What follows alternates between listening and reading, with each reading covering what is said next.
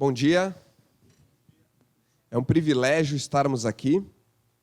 Vivemos uma época em que não se valoriza estarmos no coletivo. Hoje em dia, somente o que se propaga é o individualismo. Isso tem feito uma legião de pessoas sozinhas. Pessoas que caminham por aí, não querem que ninguém se aproxime delas, sozinhas em suas casas, não tem com quem conversar, não tem com quem se conectar, por mais que a tecnologia aparentemente conecte as pessoas, nunca houveram pessoas tão desconectadas. E Romanos 12, do 4 e 5, fala o seguinte: assim como cada um de nós tem um corpo com muitos membros, e esses membros não exercem todos a mesma função, assim também em Cristo nós, que somos muitos, formamos um corpo, e cada membro está ligado a todos os outros. Então, assim, aqui na Aliança Bíblica e na Igreja de Cristo, nós temos um privilégio de estarmos conectados uns aos outros em Cristo. E o que nós vamos fazer nesse momento agora não é algo que é para nós mesmos, uma música que a gente desfruta, que é para o nosso deleite, mas é sim para o deleite do nosso Deus. Juntos vamos louvar esse nosso Deus, nos conectar uns aos outros e elevar ao nosso Pai as nossas vozes em adoração a Ele. Então nós convidamos vocês a ficar de pé junto conosco e vamos nos conectar uns com os outros e louvar o nosso Deus nesse momento.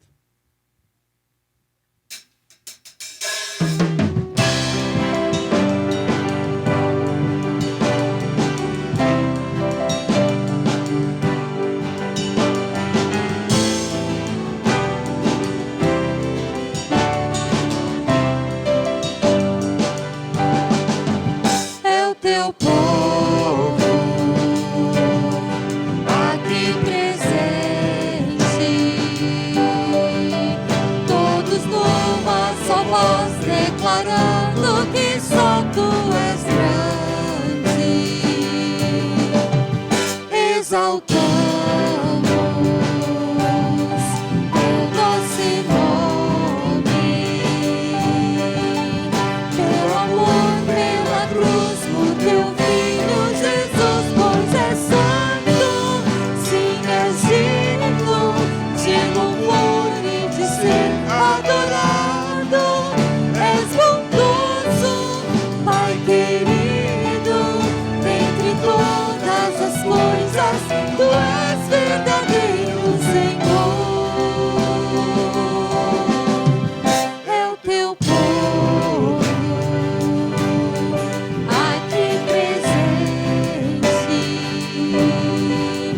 todos numa só voz declarando que só tu és grande. Exaltamos teu doce nome, pelo amor, pela cruz, por teu filho Jesus, pois és santo, sim, és digno de louvor e de ser adorado. És bondoso, Pai querido, dentre todas as coisas, tu és verdadeiro Senhor. Pois és santo, sim, és digno de louvor e de ser adorado. És bondoso, Pai querido, dentre todas as coisas, tu és verdadeiro Senhor.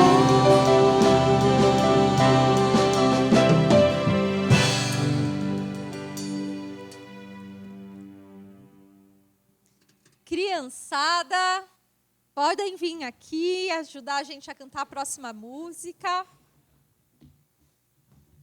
E essa música fala que quando a gente ouve uma notícia muito boa, a gente vai compartilhar essa notícia com as pessoas que a gente ama, com todo mundo, né?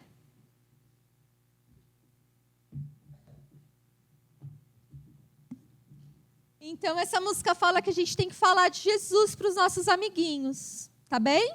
Vamos lá? E vocês podem ensinar os gestos para o pessoal.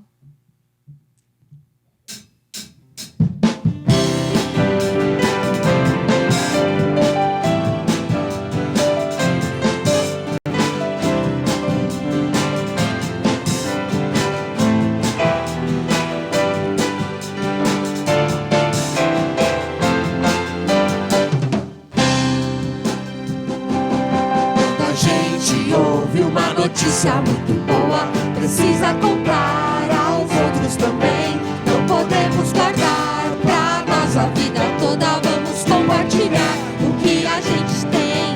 Eu quero te contar que Jesus vai te fazer bem. Eu conheci Jesus, minha vida se transformou. Ele me deu a paz, Ele me perdoou. Jesus encheu meu coração de amor. Não posso guardar como um segredo. Eu quero cantar sem nenhum medo que Jesus é bom. Não posso guardar como um segredo. Eu quero cantar sem nenhum medo que Jesus é bom. Uma notícia muito boa, precisa contar aos outros também. Não podemos guardar pra nós a vida toda, vamos compartilhar o que a gente tem. Eu quero te contar que Jesus vai te fazer bem. Eu conheci Jesus, minha vida se transformou. Ele me deu a paz, Ele me perdoou. Jesus encheu meu coração de amor. Posso guardar como um segredo. Eu quero cantar sem nenhum medo que Jesus é bom. Posso guardar como um segredo. Eu quero cantar sem nenhum medo que Jesus é bom. Uma notícia muito boa, precisa contar aos outros também. Não podemos guardar pra nossa vida toda, vamos compartilhar o que a gente tem. Eu quero te contar que Jesus vai te fazer bem. Muito bem. Muito bem.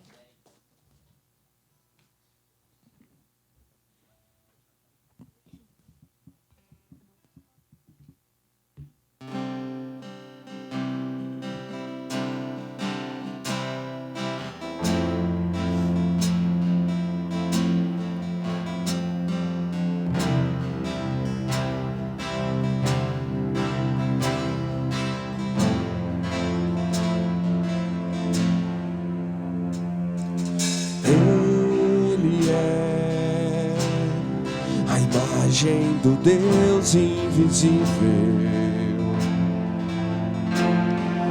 Ele é Senhor sobre a criação,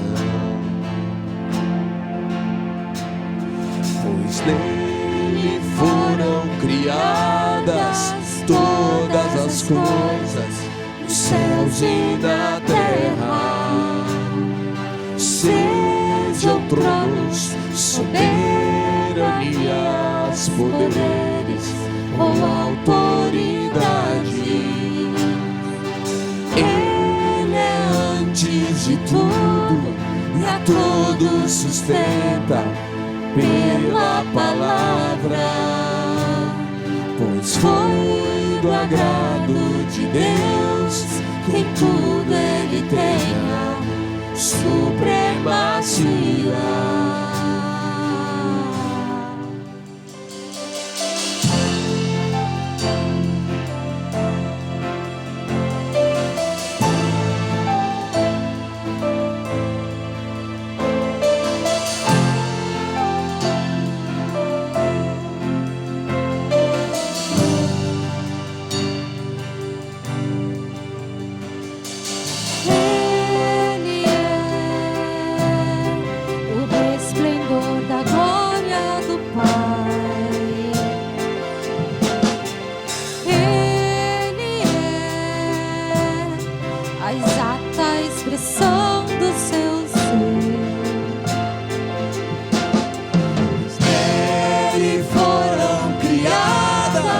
todas as coisas nos céus e na terra.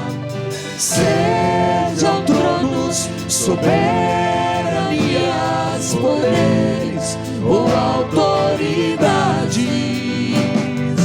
Ele é antes de tudo e a todos sustenta pela palavra, pois foi do agrado de Deus que em tudo ele tenha supremacia.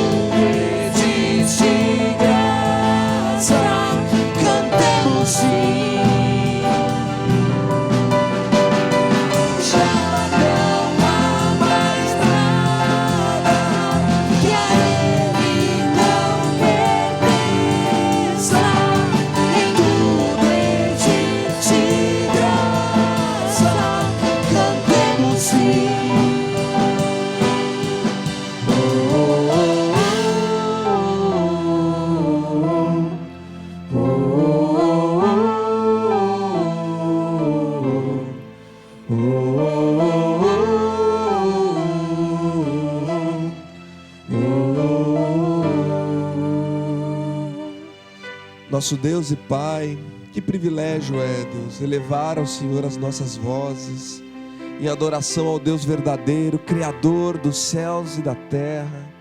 Obrigado pelo derramar do Teu Espírito, obrigado por Cristo entre nós, sacrifício perfeito de Deus para nos salvar, ó Deus. Louvado e engrandecido seja o Senhor, ó Pai. Elevamos a Ti as nossas vozes em adoração, nosso Pai. Em nome de Cristo que nós temos esse privilégio, Pai. Amém, Senhor.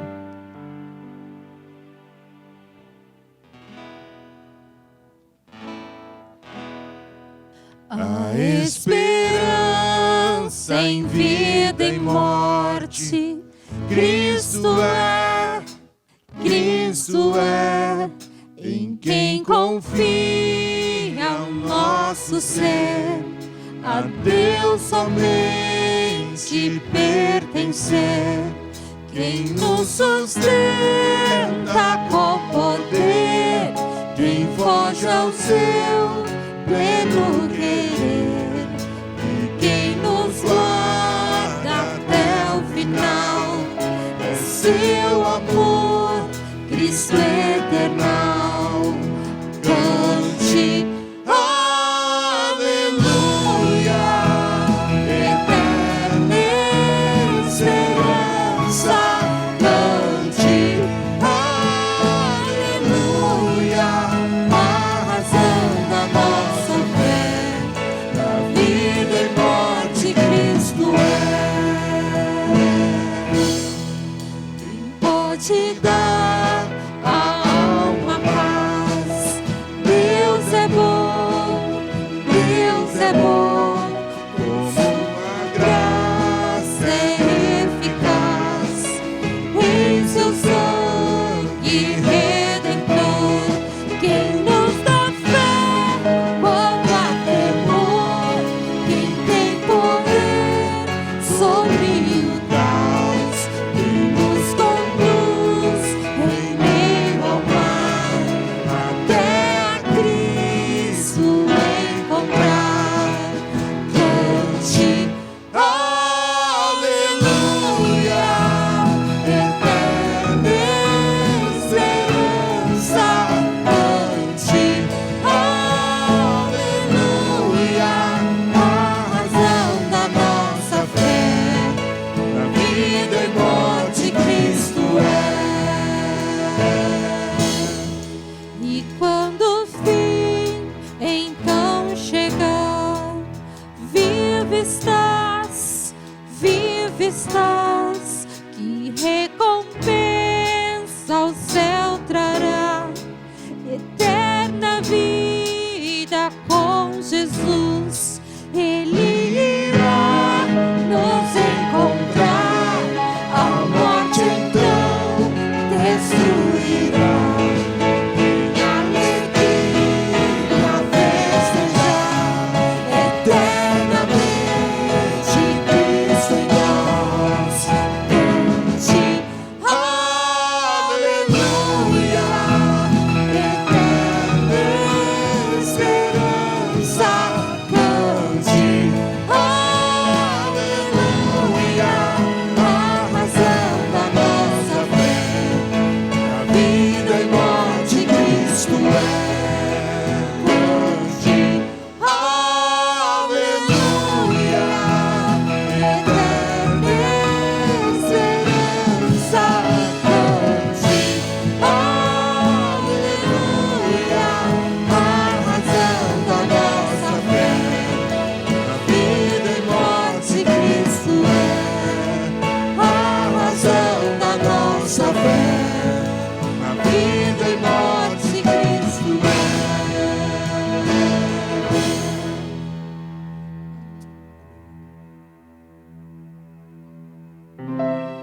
Essa última música é a música que declara que nós podemos descansar no nosso Deus.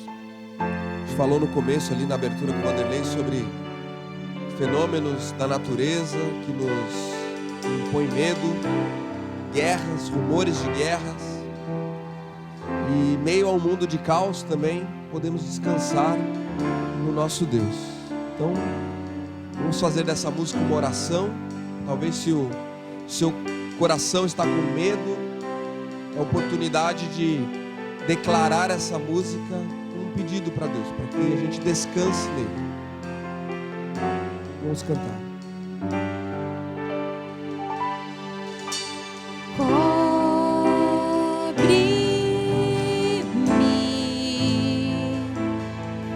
com tuas mãos,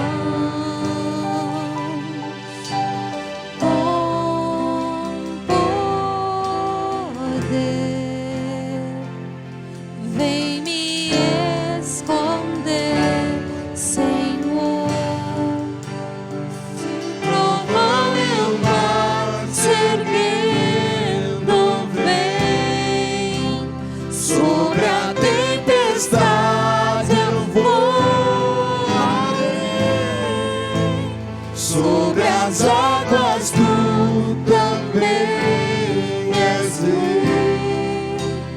Descansarei, pois sei que és Deus.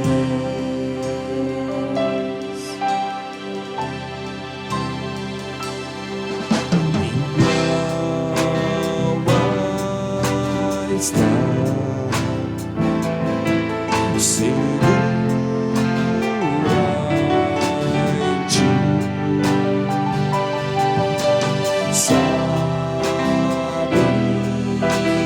bem que em Cristo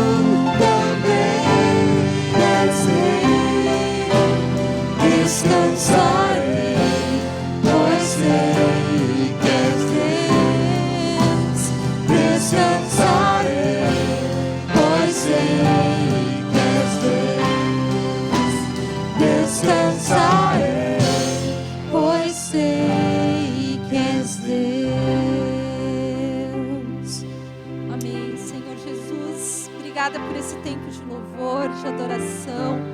Que toda glória e honra seja dada a Ti, Senhor. Que o nosso coração, a nossa intenção realmente estejam conectados, Pai, com o Teu desejo, com a Tua vontade. Fala agora através da mensagem, fala aos nossos corações, ao nosso entendimento, que a gente realmente esteja aberto para sermos transformados, Pai. Em nome de Jesus, amém. Aqui no nosso lugar. Crianças podem subir também. Bom dia.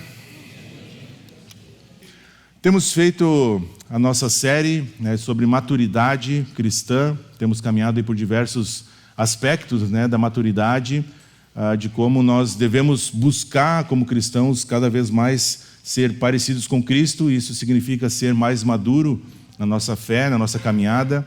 E hoje nós vamos dar continuidade e vamos falar um pouquinho sobre o papel da igreja, o papel da comunidade no amadurecimento cristão. Qual é o papel da igreja, né, no amadurecimento do cristão? Como o Fabrício bem falou, hoje nós vivemos um tempo de individualismo puro, onde é cada um por si e cada um que se vire, né? Vocês têm os seus problemas, eu tenho os meus, e cada um cuida da sua própria vida, né? Temos um jargão muito conhecido que Deus deu a vida para cada um cuidar da sua, não é?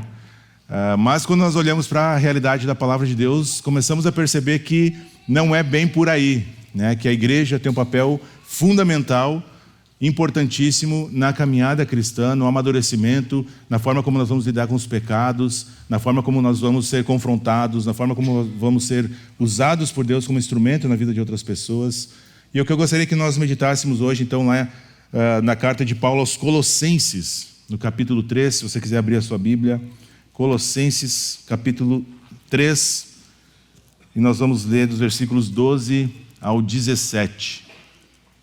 Um texto já bem conhecido.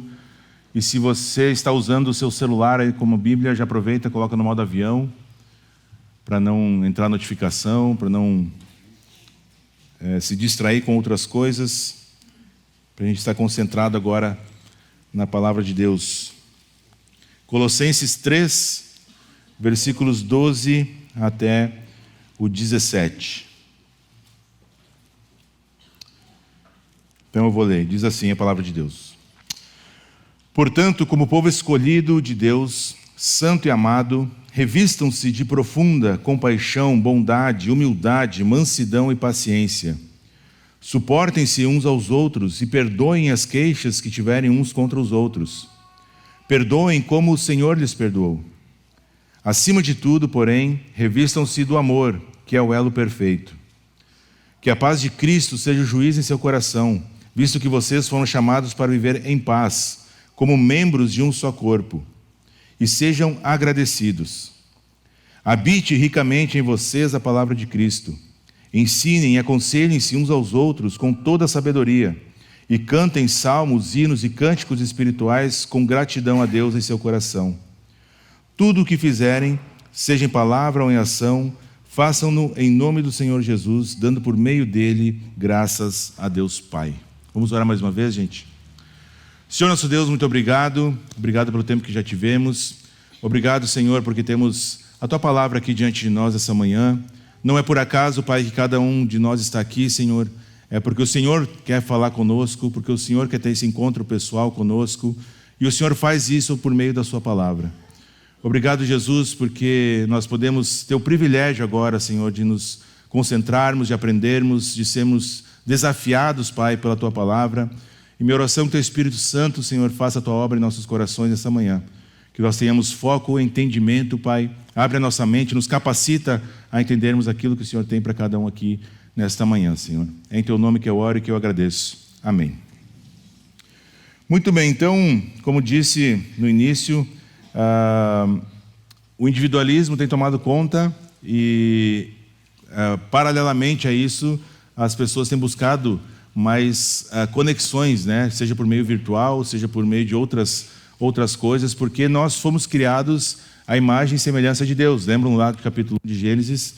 Nós fomos criados à imagem e semelhança de Deus. E o nosso Deus, Ele é um Deus relacional entre si, Deus Pai, Deus Filho, Deus Espírito Santo.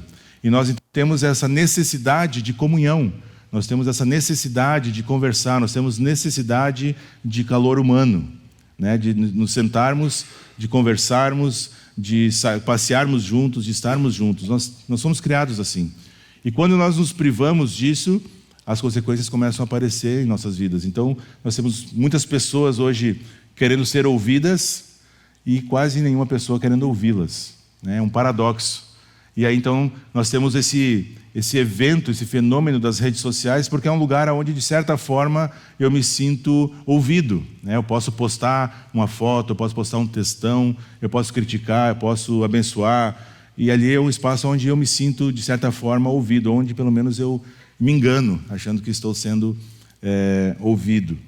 E o individualismo, infelizmente, também tem invadido as igrejas, as comunidades cristãs, onde cada vez mais as pessoas estão vivendo individualmente. E no texto que nós lemos, em outros tantos, nós vamos ver que um dos exemplos usado, principalmente por Paulo, para se referir à igreja, é um corpo. E agora eu pergunto para você se é possível um corpo começar a se separar e continuar vivendo de forma saudável. Não tem como. Imagine se seus dedos da mão começassem a sair, os braços começassem a sair, a cabeça fosse para um lado, o pé para o outro, né? A vida terminaria ali. E essa imagem de corpo, ela é usada justamente por isso, porque não é possível um corpo ser saudável se ele não estiver tudo totalmente conectado, ligado, tudo funcionando bonitinho como deveria funcionar. Tanto é que quando nós temos algum problema, nós vamos ao médico, nós vamos tratar esse problema para que a saúde retorne, certo? E nós não podemos, então, como igreja, pensar que podemos viver uma vida individual. Semana passada, eu estive a semana toda numa conferência lá em São Paulo, do Ministério Fiel, e foi um tempo muito, muito bom, cansativo também, mas muito bom.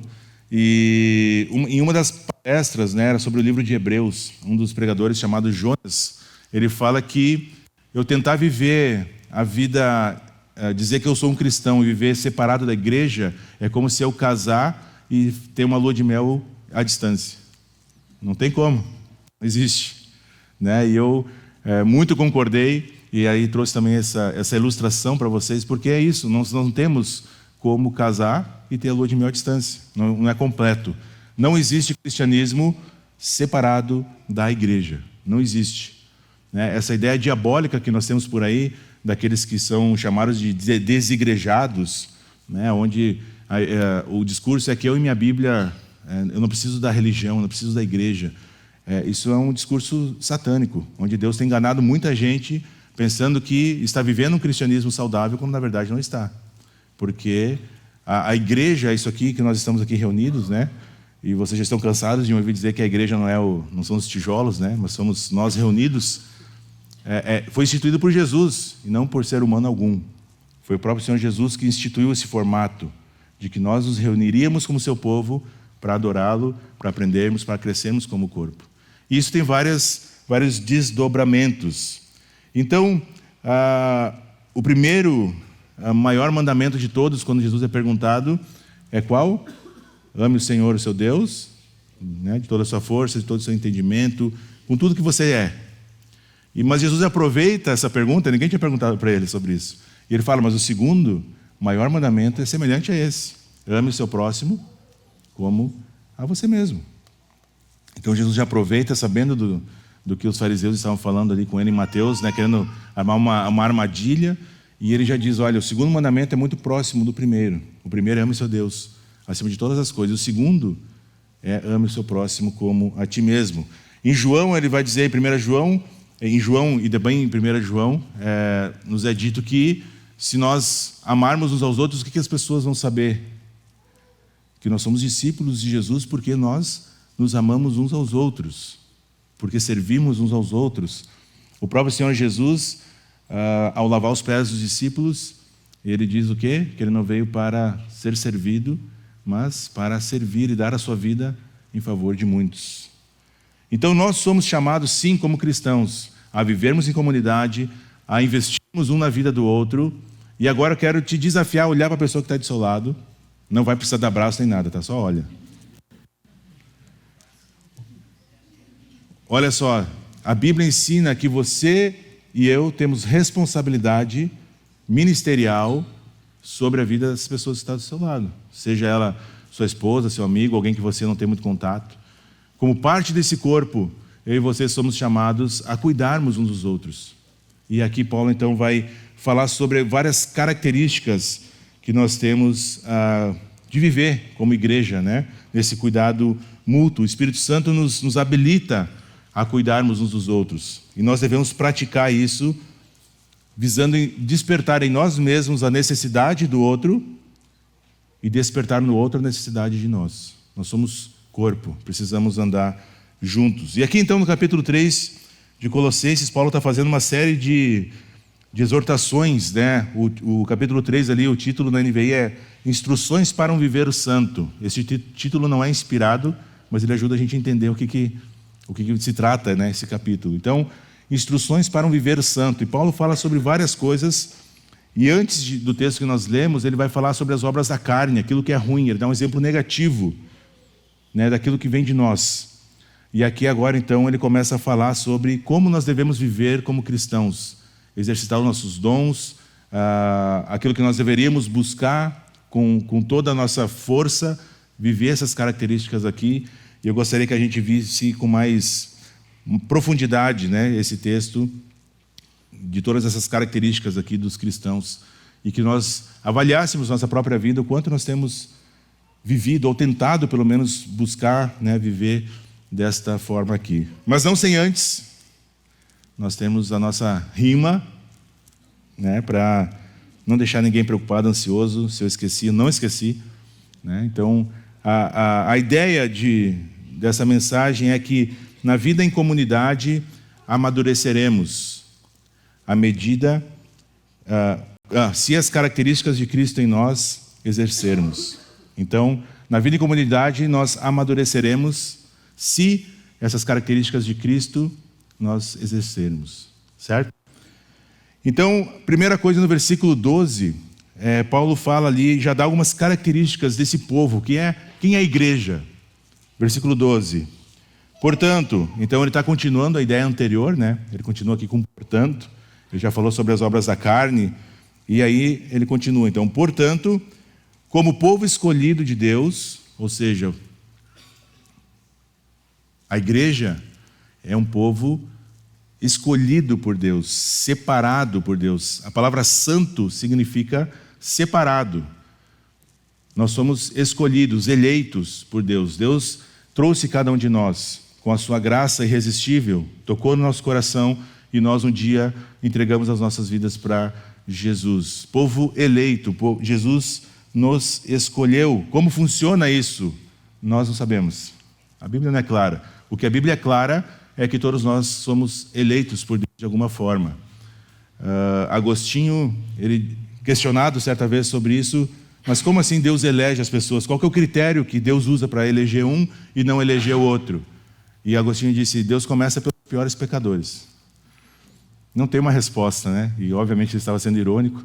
E aí ele quis dizer, olha, se tu está aí como um eleito, te considera aí no fim da fila dos pecadores, né?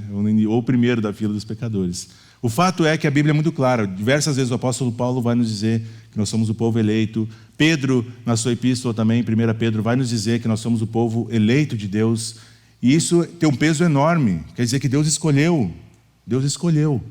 O porquê, Deus não quis revelar. Mas o fato é que nós somos eleitos. E se você é alguém eleito por Deus, isso deveria mudar drasticamente já a forma como tem vivido.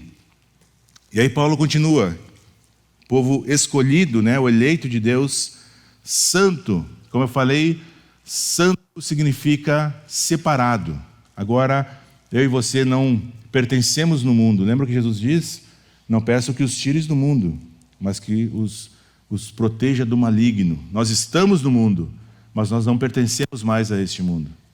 Aquilo que o mundo busca lá fora já não nos diz mais respeito.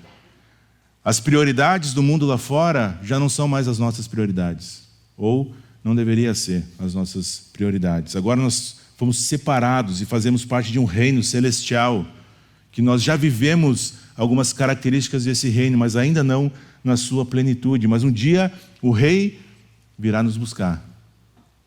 E aí sim nós vamos experimentar na plenitude todo o amor, todo o cuidado deste rei com o seu povo no novo céu e na nova terra. Mas até lá você já é separado por Deus para viver de forma santa. E inclusive a santidade é uma das características de um cristão que é maduro. A busca por santidade, por se separar daquilo que o mundo busca. Não estou falando que você tem que viver numa bolha, numa redoma, sem contato nenhum com pessoas que não são cristãs. Pelo contrário, nós somos chamados a ser sal e luz do mundo.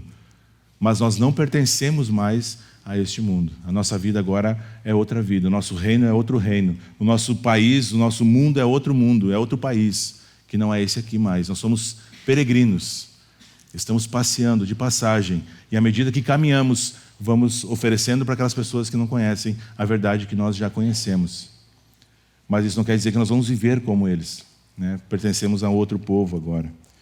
Então, povo santo e amado, profundamente amado. Você é alguém que foi eleito, você é alguém que foi separado, e agora a Bíblia não chama mais você de pecador, chama de santo. Não por causa dos nossos méritos, mas por causa do sacrifício de Cristo na cruz e dos méritos que Ele conquistou na cruz. Agora, quando Deus Pai olha para mim e para você, Ele vê santos e não mais pecadores. Não quer dizer que estamos livres definitivamente do pecado, mas que agora nós temos aquilo que é necessário para lutar contra o pecado. A ação do Espírito Santo em nós, o Consolador, aquele que vai nos manter firmes à medida que nós também vamos cooperando e vamos trabalhando junto com o Espírito Santo nesse processo todo de santificação. E essa santificação se revela em amor. Primeiro grande amor de Jesus demonstrado na cruz, um amor que a gente não consegue compreender, um amor que várias e várias vezes nós banalizamos, o amor que várias e várias vezes nós desprezamos, todas as vezes que preferimos desobedecer, pecar deliberadamente, nós zombamos do amor de Deus, do amor de Cristo revelado na cruz, demonstrado na cruz tão profundamente. Toda vez que eu e você escolhemos amar mais o pecado do que abrir mão desse pecado em amor ao sacrifício de Jesus, em resposta a esse amor de Deus, a gente está zombando de Jesus, está diminuindo o sacrifício de Jesus na cruz. Esse sacrifício que a gente, não consegue entender nem o começo do que significou esse sacrifício na cruz. Versículo 13, um povo que é perdoado. Por quê? Porque Paulo está dizendo aqui, e aí ele começa uma série de exortações, né? Então, suportem-se uns aos outros e perdoem as queixas que tiverem uns contra os outros. E ele estabelece um padrão de perdão aqui. Qual é o padrão? Perdoem como o Senhor lhes perdoou. Como que o Senhor nos perdoou? Completamente. Deliberadamente, sem receber absolutamente nada em troca. Inclusive, Ele nos perdoou sem nós mesmos pedirmos perdão. Esse é o perdão de Jesus na cruz. O que nós vamos aprender é que Jesus morreu quando a gente ainda era inimigo dele. E esse é o padrão estabelecido aqui por Paulo de perdão. E o suporte que Paulo está falando aqui não é o suportar de aguentar, né? A gente diz, nossa, vou ter aquele irmãozinho amado, abençoado, né? Mas eu vou suportar, né? Não é nesse sentido. A palavra suporte é de ser suporte, né? De pegar no colo, de caminhar, de levantar, de suportar, de ser base, né? Uns para os outros. Por quê? Porque hoje talvez eu esteja um pouco melhor e eu posso ser esse suporte para alguém.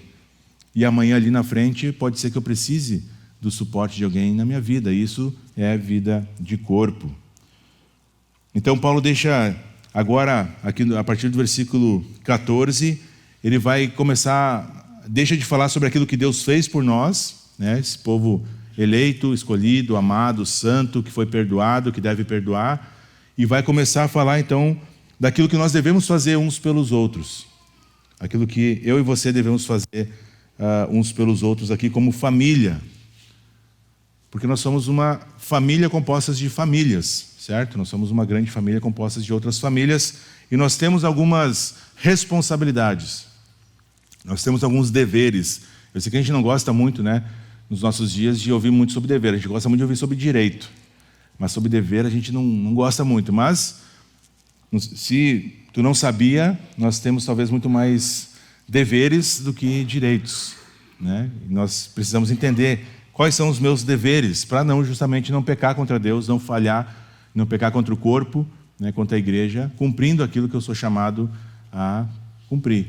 Saiba que se você entregou a sua vida para Jesus, Ele te capacitou com um dom sobrenatural, um dom especial, um dom que você, e talvez só você tenha, para exercer e edificar o corpo.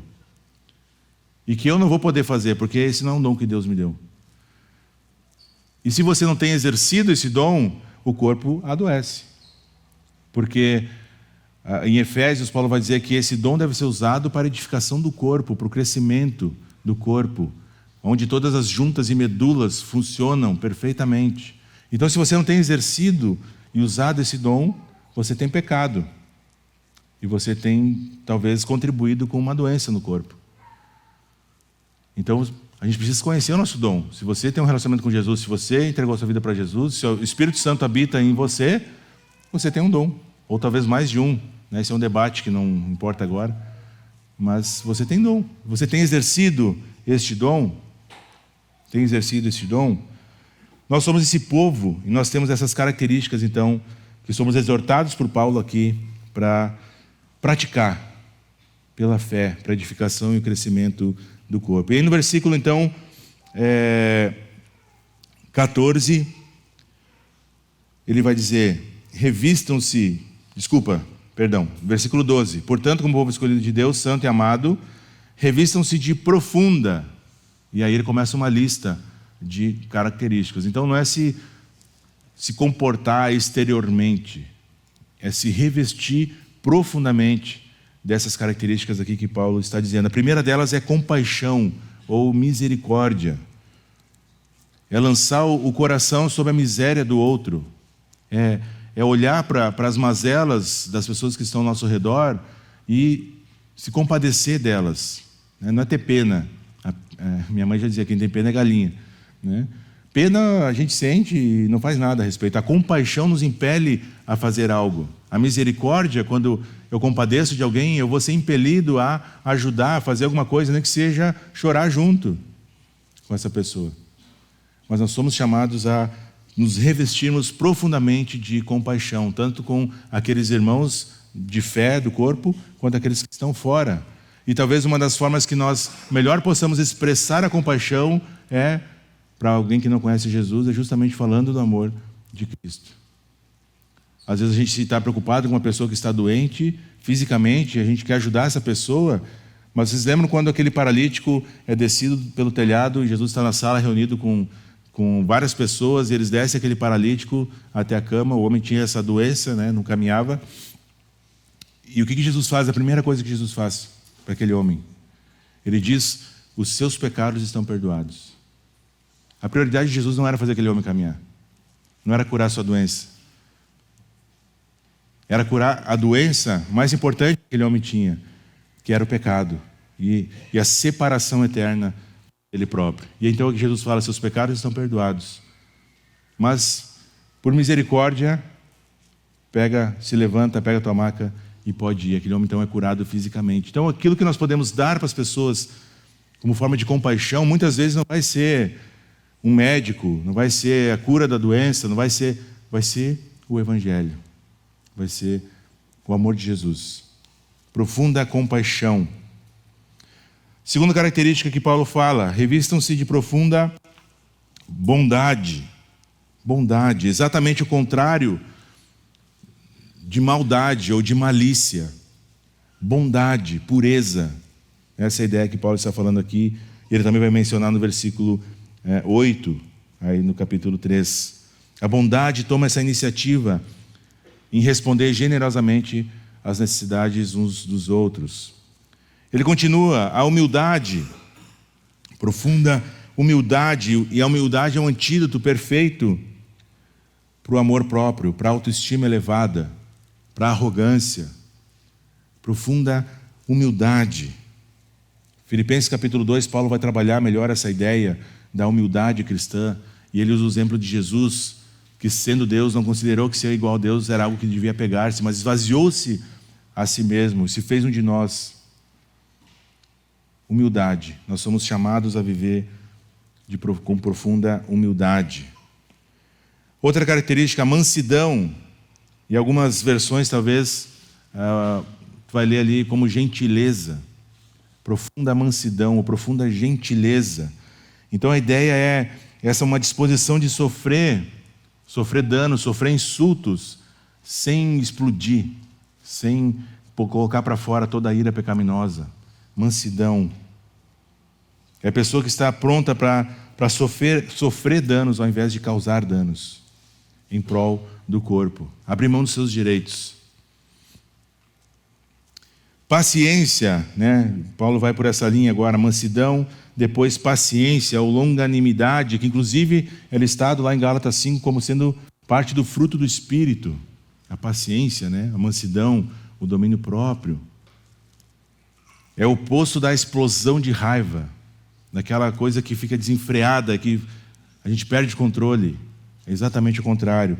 Profunda paciência ou longanimidade. E aí então no versículo 13, como já falei, Paulo vai falar sobre essa questão do perdão uns aos outros. E aí no 14, depois de falar sobre essa questão do perdão, ele vai dizer: acima de tudo, porém, revistam-se do amor. Todas essas características são muito importantes, mas o que amarra todas essas características é o amor. O amor deve ser a característica do cristão. O amor deve ser regado. O cristão deve ser regado pelo amor, encharcado de amor. Todas as suas ações na sua vida devem constar amor. Mas a gente não pode confundir amor com permissividade. Essa é uma confusão muito comum. Eu vou deixar fazer tudo, tem que deixar fazer tudo que quer, né? Os pais, ou até às vezes no grupo célula, porque a gente tem que ser gracioso e amoroso. A gente não pode confundir as coisas. Amor, às vezes, vai implicar em exortação. O amor, às vezes, vai implicar em disciplina, no caso dos filhos. O amor, às vezes, vai implicar em ter uma conversa difícil, em que eu vou ter que dizer uma coisa que eu sei que vai desagradar aquela pessoa, mas eu preciso falar porque eu amo mais essa pessoa do que o relacionamento que eu tenho com ela. E eu não posso confundir isso. Né? Provérbios vão dizer que o amor é o amigo é aquele que fere por amor, mas é o inimigo que multiplica beijos. Então, muito cuidado com isso. Muito cuidado com essa confusão sobre o amor. O amor é o elo que liga todas essas coisas. E aí, então, ele fala no versículo 15 que a paz de Cristo seja o juiz em seu coração, visto que vocês foram chamados para viver em paz, como membros de um só corpo. Que a paz seja o juiz em seu coração. Gente, esse talvez seja um versículo que mais tem confusão, porque as pessoas às vezes decidem tomar uma decisão errada, e aí tu vai lá conversar, mas fulano, está errado isso aí, mas eu estou em paz. A minha consciência está em paz. Então está errado. Se vocês lembrarem algumas mensagens atrás, eu falei um pouquinho aqui sobre a consciência e como nós podemos cauterizar a nossa consciência. A nossa consciência vai estar em paz de acordo com um padrão estabelecido. Se esse padrão não for a palavra de Deus, a gente pode fazer as coisas mais horrendas em paz. Ou vocês acham que aqueles caras que estão lá em Israel sequestrando um monte de gente agora lá, hoje pela manhã você estava lendo que tinham 250 civis sequestrados, não sei quantos ainda desaparecidos, assim, que não se sabe se estava morto ou tinha sido sequestrado. Vocês acham que eles estão com a consciência pesada fazendo isso? Não, porque eles acreditam que estão agradando o seu Deus. Então a nossa consciência é capaz de ficar em paz com as maiores atrocidades, se nós alinharmos a nossa consciência com a coisa errada. E aqui a importância de nós conhecermos, de a palavra de Deus renovar nossa mente, em Romanos 12, 1 e 2, para que a minha consciência esteja alinhada com a palavra de Deus. E aí sim, a paz de Deus vai ser o juiz no meu coração, no sentido de que nós somos chamados a viver em paz. E se eu não estou em paz, se alguma coisa está acusando a minha consciência, eu não devo distorcer ou mudar a palavra, mas eu devo mudar o meu coração. Não adaptar a palavra ao meu pecado, mas abandonar o meu pecado em obediência à palavra. William Hendrickson, ele diz que essa paz é a condição de descanso e contentamento no coração daqueles que sabem que seu Redentor vive. Está vendo como não tem a ver com a consciência estar em paz, mas tem a ver com eu estar em paz porque eu sei que o meu Redentor vive e por isso eu posso perdoar as pessoas, eu posso viver em paz com todo mundo, porque um dia Ele também me perdoou.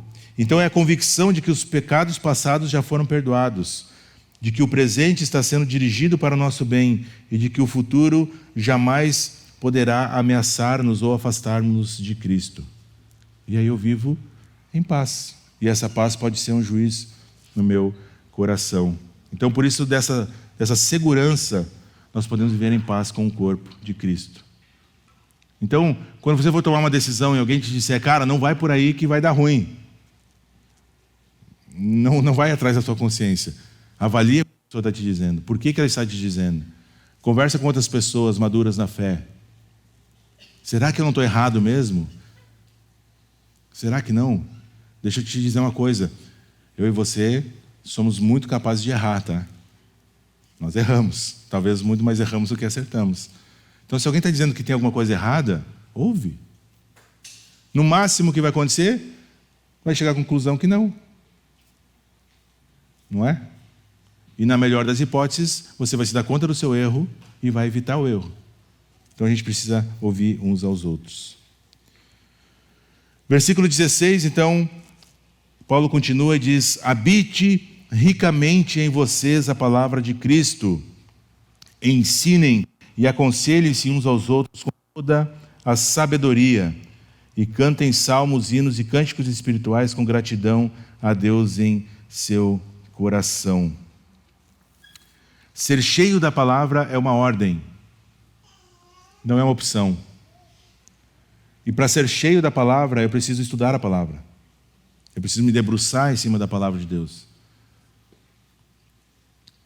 Teve uns anos atrás, eu vi um vídeo do Portas Abertas, em que tinha um rapaz num país perseguido, eu não me lembro o nome dele, e que durante vários anos ele tinha 2 páginas do Evangelho de João. 2 páginas, né, frente e verso. Era o que ele tinha da Bíblia. E ele se converteu com isso.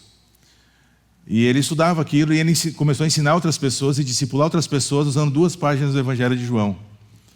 E aí um dia, muitos anos depois, o Portas Abertas conseguiu, através dos seus missionários, levar Bíblias inteiras para essa comunidade. E quando ele pegou a Bíblia na mão, o missionário disse que ele começou a chorar. E aí o missionário, nossa, o cara está emocionado que ele ganhou a Bíblia inteira agora, que legal. E ele perguntou, por que está chorando? Ele disse, se com essas 2 páginas eu tinha tanta coisa para mudar na minha vida e transformar no meu coração, imagina com todo esse camalhaço de página aqui na minha mão. E ele se deu conta de que ele precisava de transformação e que ele estava estudando 2 páginas do Evangelho de João e que ali já tinha coisa suficiente para ter que mudar muita coisa na sua vida e para o Espírito Santo transformar muito a sua vida. Quando ele viu a Bíblia inteira, ele disse, estou perdido, estou lascado. Impossível. Mas obviamente que aí entra a graça de Deus, a ação do Espírito Santo, e Ele vai nos transformando, nos conduzindo, com toda a paciência, mas o fato é, nós precisamos estar cheios da palavra. E a minha pergunta é, do que você está cheio? Jesus vai falar, do que está cheio o nosso coração é do que a nossa boca fala. Do que você tem conversado? Quais são os assuntos com seus amigos, com as pessoas que estão ao redor? A nossa boca vai falar do que está cheio o nosso coração. Então, ser cheio da palavra significa que nós vamos, além de ter conhecimento, nós vamos ser governados pela palavra. Ela é a autoridade sobre a nossa vida, ela que vai dizer o que está certo e o que é errado. Não é o que eu acho, o que eu penso. É o que a Bíblia fala que está certo e o que é errado. E aí Paulo dá ainda um passo adiante. Aconselhe-se uns aos outros. E aqui entra aquilo que talvez como aliança bíblica nós mais temos pecado contra Deus, que é o discipulado. O aconselhamento mútuo. A primeira opção, quando acontece um problema na minha vida, é eu buscar uma terapia com algum profissional. Tranquilo, tem o seu lugar. Mas essa não pode ser a primeira opção. Tudo, absolutamente tudo, o que eu e você precisamos para as nossas vidas, para experimentar a cura, está aqui. Tudo, 100%. Porque se não é suficiente para nós, então nada mais é suficiente para nós. A palavra inerrante e infalível de Deus tem absolutamente tudo o que nós precisamos para crescermos, para tratarmos os nossos pecados, as nossas mazelas. E a minha pergunta, eu não vou fazer isso para não constranger ninguém, mas você tem feito discipulado com alguém? Você tem caminhado com alguém? Isso faz parte da vida cristã, gente. A vida cristã não é vir aqui assistir uma celebração. A vida cristã é andar junto com alguém, é entrar na vida de alguém, é ser usado na vida de alguém, deixar alguém ser usado por Deus na sua vida. E vai doer, e vai ser ruim, e aí você vai ter que abrir mão de assistir uma série, talvez ver um jogo de futebol para se encontrar com a pessoa, mas é isso que nós somos chamados para fazer como cristãos. Investir tempo, nos sacrificarmos uns pelos outros. E isso vai passar diretamente pelo discipulado. E me assusta ver a quantidade de pessoas, de membros aqui da Aliança, que não têm discipulado. Estão andando sozinhas. Não, mas eu tenho meu grupo célula, que bom. Mas o grupo célula não é discipulado. Ah, mas eu me encontro para tomar um cafezinho ali de vez em quando com fulano. Isso não é discipulado. Discipulado é estudar a palavra de Deus, andar junto, confessar pecado, ser desafiado, desafiar, chorar junto, rir junto, caminhar junto, crescer junto, brigar junto, se acertar junto. Isso é discipulado. Se tu não tem discipulado, esse é um alerta, é uma exortação. Procura discipulado. Procura discipulado. O que Tiago vai dizer é: confessem seus pecados uns aos outros para serem curados. E o que nós mais temos é cristão andando sozinho, tentando vencer o pecado sozinho, e não vai dar certo. Não vai funcionar. Nós precisamos uns dos outros. Ser cheio da palavra vai convergir em aconselhamento, em andar junto, em conversar sobre as questões da vida, as lutas e os pecados e as bênçãos também de Deus para nós. Para nós encerrarmos, quanto do que nós falamos com outras pessoas, quanto daquilo que nós conversamos está centrado em Cristo, quanto aquilo que sai pela nossa boca é a palavra de Deus. De novo, a nossa boca vai falar do que está cheio o nosso coração. Do que você está cheio. E quem que Paulo está exortando a viver dessa forma aqui? Todo mundo. Todos nós. Cada pedra viva na igreja do Senhor Jesus. Cada tijolinho, que sou eu e que é você. Nós somos tijolos vivos da igreja do Senhor Jesus. E Ele está nos exortando a vivermos e praticarmos essas coisas aqui, levando uns aos outros à maturidade, ao crescimento, a se parecer mais com Jesus. Nós precisamos dar permissão uns aos outros para meter o bedelho na nossa vida, para falar amorosamente e depois de ter orado, amorosamente falar na nossa vida, não só se meter por prazer, né, de se meter. Porque lá no capítulo 2 de Filipenses, quando Paulo está falando da humildade, o texto que eu citei anteriormente, ele também vai falar que cada um cuide não só dos seus interesses, mas também dos interesses dos outros. Não é fuxicar, mas é ajudar os outros a atingir os seus objetivos. E assim alguém vai me ajudar nos meus, e eu vou ajudar outros, e todo mundo vai crescendo como comunidade, como corpo. À medida em que nós não fazemos isso, cada um vai andar por si, e a queda é inevitável. A sabedoria e o amor que vão ser os balizadores de quando nós vamos conversar com alguém. Buscar ter muita sabedoria, estar encharcado de amor, mas nós precisamos falar uns com os outros sobre pecados, pedidos de oração, alguma coisa que está vendo de errado, porque senão nós não vamos crescer como comunidade. E por fim, o versículo 17, talvez o grande resumo de tudo isso aqui, e talvez o grande resumo do que significa ser um cristão, é o versículo 17 do capítulo 3 de Colossenses. Eu até desafio, se tu ainda não saiba, que decore esse versículo, para que isso fique rebombando, ecoando na sua mente durante a semana, que diz assim: tudo o que fizerem, seja em palavra ou em ação, façam-no em nome do Senhor Jesus, dando por meio dele graças a Deus Pai. Esse é um princípio de ouro. Tudo o que fizermos, seja em palavra, seja em ação, que a gente faça para a glória do Senhor Jesus. Isso aqui vai ser um filtro absurdo daquilo que nós vamos viver no nosso cotidiano. Na vida em comunidade, amadureceremos se as características de Cristo em nós exercermos. Amém? Vamos orar, gente. Senhor Jesus, muito obrigado, Senhor, pela Tua palavra. Obrigado pela Tua graça, Pai. Obrigado pela Tua paciência, Senhor, a Tua disciplina em nossas vidas. Obrigado por este texto que, Senhor, nos desafia de tantas formas, Pai. Quando eu olho para isso, eu penso o quanto eu estou distante deste Teu ideal para mim, Pai. Mas nós somos chamados a prosseguir para o alvo. Nós somos chamados, Pai, a lutarmos ferrenhamente para sermos mais parecidos com o Senhor. Não na nossa própria força, mas na dependência do Teu Espírito Santo em nós. Senhor, que nós sejamos uma comunidade, Pai, conhecida pelo amor. Uma comunidade, Pai, em que cada membro procura cumprir o seu papel e o seu chamado, investe um na vida do outro, Senhor. Luta e vence pecado, Pai, em comunidade. Senhor, tem misericórdia de nós, como Tua igreja. Nos capacita, Senhor, a crescermos em tantos aspectos que vimos aqui que precisamos crescer. E obrigado porque o Senhor já tem nos abençoado de tantas outras formas, em outras características nossas aqui. Mas, Senhor, nós queremos depender de Ti também nessa área relacional de nossa comunidade, Senhor. Nos ajuda a enxergarmos a importância, Senhor, da vida em comunidade, no crescimento espiritual, na caminhada com o Senhor. Foi o Senhor quem estabeleceu, Pai, a igreja. Isso não é uma invenção humana. E nós queremos honrar esse compromisso que o Senhor nos chama a ter. Nós queremos, Pai, ser instrumentos uns nas vidas dos outros aqui, Senhor.